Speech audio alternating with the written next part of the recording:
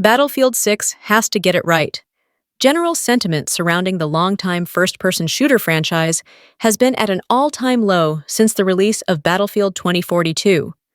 When I attended the live stream of the Battlefield 6 multiplayer reveal, where I also played roughly 7 hours of BF6, it was clear that publisher Electronic Arts is hoping to get this flagship series back on track. The whole event had a phenomenal amount of technology and labor behind it. And with hundreds of press and content creators flown out for the big day, I have to imagine a massive marketing budget has been set aside for the game. As we approach Battlefield 6's release date, 2 open beta weekends will let the public try the game, and I suspect people will have the same reaction I did. Battlefield is back. But long before BF6 was anywhere near a playable state, development had to start somewhere on the heels of 2042. And that's exactly where I started my conversation with Ripple Effect senior producer Ryan MacArthur and motive director of production Alma Talbot. Without verbally throwing 2042 under the proverbial bus, Battlefield Studios, the collective moniker for DICE, Motive, Ripple Effect, and Criterion, has been very clear that Battlefield 6 is an attempted return to form. Multiple times it was iterated to me that BF6 is a spiritual successor to Battlefield 3 and Battlefield 4, not just in its modern setting. Classes are back, and destruction is deeper than ever. But how do you go about designing a new Battlefield after the last one was a relative failure? As it turns out, Battlefield Studios turned to you, the players. It is going back to look at what made us successful, what players loved. Where has the franchise been at its peak? Said MacArthur. You look at BF3 and 4. You look at games like Bad Company and Bad Company 2, and it's easy to identify. BF3 and 4 class gameplay was awesome. Destruction in Bad Company 2 was fantastic. He specifically highlighted the gunplay and the movement and the combat being really strong in those games, and that beginning the work on Battlefield 6 involved being willing to go back to the beginning. Battlefield Studios reevaluated the series' strengths and for BF6 tried to hone in on that core Battlefield DNA.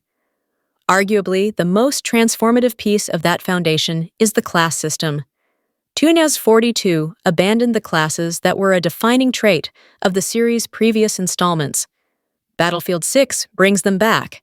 In fact, BF6's 4 classes, Assault, Engineer, Support, and Recon, are the same ones featured in BF4. Battlefield 6 is, in and of itself, an admission that 2042 introduced some challenges and missteps, as MacArthur puts it. While the reintroduction of classes was key to recapturing the Battlefield team play of old, Battlefield Studios went even further back when designing BF6's new destruction systems.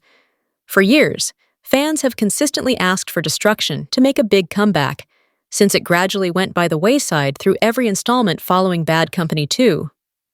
Destruction in general is one of the core pillars of the whole franchise, said Talbot. This seems to have been a key point of emphasis in the early stages of Battlefield 6's design.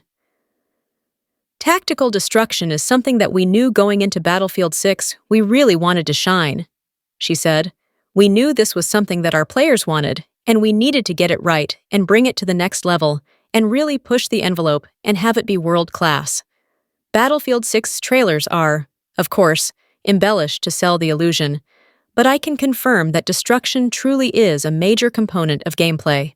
Talbot mentioned that the developers strove to let players use destruction tactically and not just include it for the sake of blowing things up.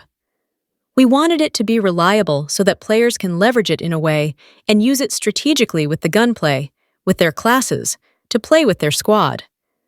Part of that reliability is making sure that destroying buildings is a skill that can be mastered. Blast enough holes in the same building with the same weapon, and you'll eventually kind of know what to expect. Differing animations will hopefully keep some visual pizzazz, but the idea is to have the actual act of destruction be consistent so that players can master it, and thus use it to their advantage. It's refreshing to see an entire building collapse, like they did in Bad Company 2, another clear attempt at righting the ship after 2042's rigid structures.